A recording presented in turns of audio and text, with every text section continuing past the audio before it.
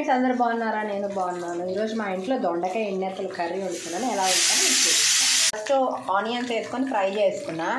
ఆ తర్వాత ఇదిగోండి ఎన్నెత్తలు వేసుకున్నాను, ఫ్రై అవుతున్నాయి. ఇదిగోండి దొండకాయలు.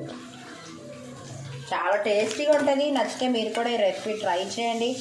ఎలా వచ్చిందో కామెంట్ చేయండి.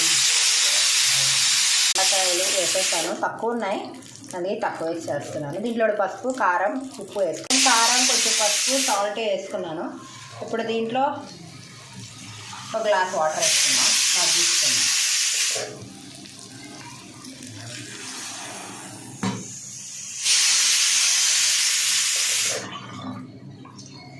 ఎలా వచ్చిందో మీకు చూపిస్తాను. ఫ్రెండ్స్ ఇదిగోండి యమ్మీ యమ్మీ కర్రీ రెడీ.